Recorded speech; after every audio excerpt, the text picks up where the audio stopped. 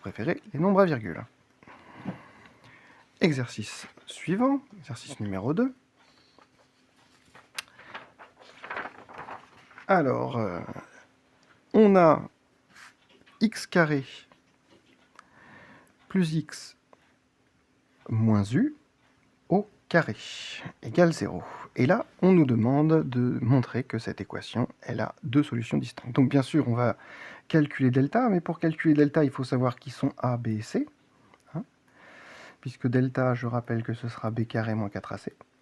Petit a vaut 1, petit b vaut 1, et petit c vaut moins u carré. Donc en remplaçant, on obtient 1 au carré, moins 4 fois 1 fois moins u au carré. Règle des signes, moins par moins, ça fait plus. Donc 1 plus 4u carré, qui est supérieur ou égal à 1, et qui est strictement donc plus grand que 0. Donc, comme on a delta qui est strictement positif, l'équation E possède deux racines distinctes. Deux racines distinctes. C'était pour la première question. Deuxième question. On nous dit que un égale 2 à la puissance moins n. Alors, plusieurs façons de faire. Moi, je vais utiliser la méthode avec un plus 1 sur un. Déjà, on a que pour tout n antinaturel, un est différent de 0, parce qu'on n'aime pas diviser par 0.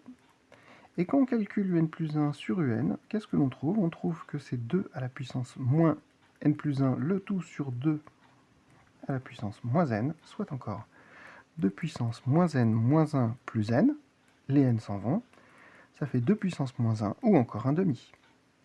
Donc, effectivement, un est bien géométrique.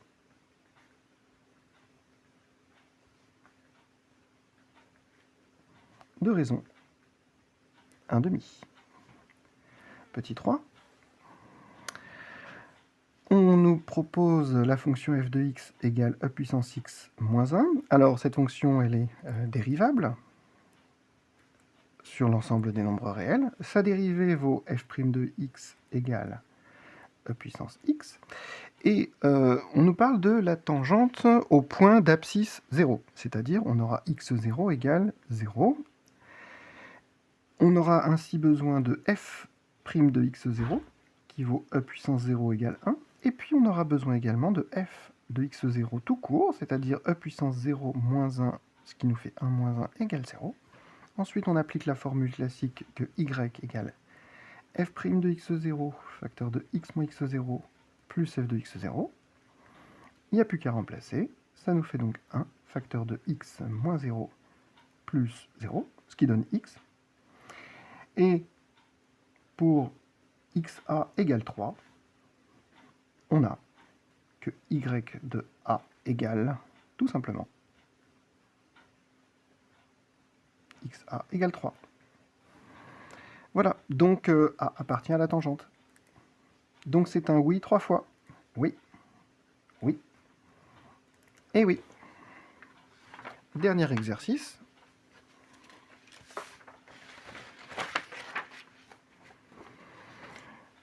Qui portait sur les vecteurs, qui en fait n'est pas si difficile si on connaît 2-3 petites choses techniques, c'est-à-dire on va souvent revenir aux définitions et ça suffit très largement.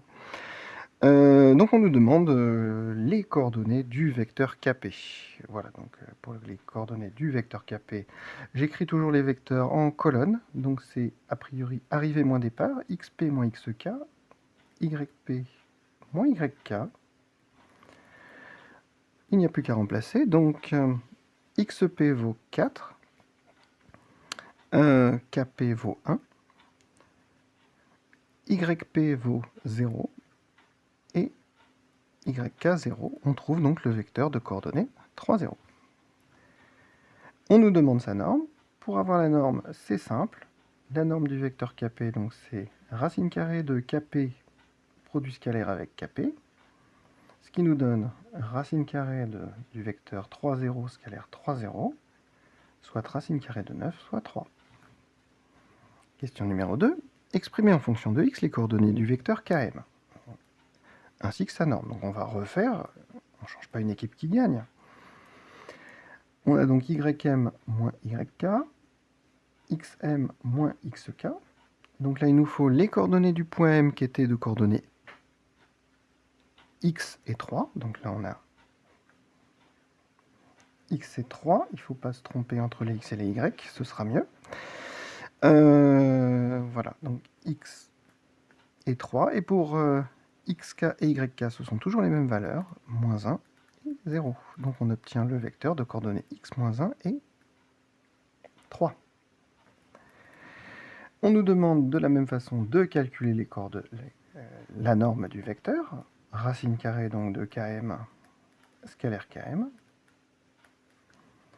On remplace, ça nous donne racine carrée de x moins 1 au carré plus 3 au carré, c'est-à-dire 9.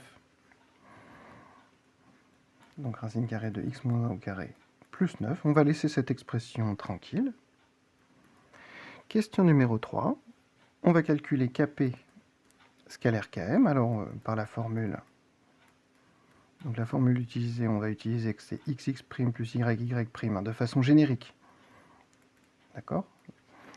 Et on va l'adapter à notre exercice. Donc ça nous fait 3 scalaire, donc fois x moins 1, plus 0 fois quelque chose, hein, puisque Kp y vaut 0. On va quand même l'écrire. Et donc on obtient 3 facteurs de x moins 1. Maintenant, on nous demande de montrer que si l'angle KPM est égal à pi sur 3, alors le réel est x est solution de l'équation un petit peu compliquée. Racine carrée de x moins 1 au carré plus 9 égale 2x moins 1. Alors on va repartir du produit scalaire vu qu'ils nous ont donné la piste. Donc on va faire Kp scalaire Km. Et là on va utiliser l'autre expression du produit scalaire qui est norme de Kp. Pour ça qu'ils nous avaient demandé de calculer les normes à la question précédente, multiplié par le cosinus. Alors moi, je préfère quand même écrire Kp Km comme ceci, bien sûr. On sait que le cosinus, il vaut 1/2, hein, cosinus pi sur 3. Ça, il y a quand même des choses à connaître. C'est 1/2. La norme de Kp, on sait que c'est 3. Ensuite, on sait aussi que la norme de Km, donc c'est racine carrée de x moins 1 au carré plus 9, multiplié par 1/2, et ça, on sait que ça vaut 3 facteurs de x moins 1. Donc on va simplifier à gauche et à droite par 3, fois 3, et puis aussi, on va diviser par 3 plutôt, et on va multiplier par 2. Donc le 3 va disparaître de chaque côté, le 2 va disparaître côté gauche et réapparaître du côté droit, donc on obtient que c'est racine carrée de x moins 1 au carré plus 9 égale 2 facteurs de x moins 1, et en développant, on obtient 2x moins 2. Bon, alors dernière question que l'on peut faire de plusieurs manières, soit en remplaçant, soit en résolvant carrément. Là, on va le faire en résolvant en fait. Première chose que l'on constate, c'est que x moins 1 doit être supérieur ou égal à 0. Et sous ces conditions, on va pouvoir élever au carré, c'est-à-dire qu'on va obtenir x moins 1 au carré plus 9 égale 4 facteur de x moins 1 au carré. Alors, le x moins 1 au carré, on va le passer de ce côté-là. Et donc, on va obtenir que 9 est égal à 3 facteur de x moins 1 au carré, ou encore. Donc là, c'est un équivalent. Là, c'est une implication. En divisant par 3, on obtient donc que x moins 1 au carré égale 3, soit, a priori, x moins 1 égale racine carrée de 3, ou moins racine carrée de 3. Là, cette chose, on va l'exclure, puisque on voulait que x moins 1 soit positif. Et donc, on obtient que x égale 1 plus racine de 3. Une première version. La deuxième version, c'était en remplaçant, tout simplement. C'est-à-dire, on aurait eu racine carrée de 1 plus racine de 3 moins 1 au carré plus 9, qui est égal à racine carrée de 3 plus 9, soit encore racine carrée de 12, qui vaut racine carrée de 4 fois 3, soit encore 2 racines de 3. Et quand on regarde le côté droit vaut 2x moins 2, soit 2 facteurs de 1 plus racine de 3, le tout moins 2, ce qui nous fait 2 plus 2 racines de 3 moins 2. Et les deux sont bien égaux. Donc c'est bien une solution. Donc 1 plus racine de 3 est bien une solution.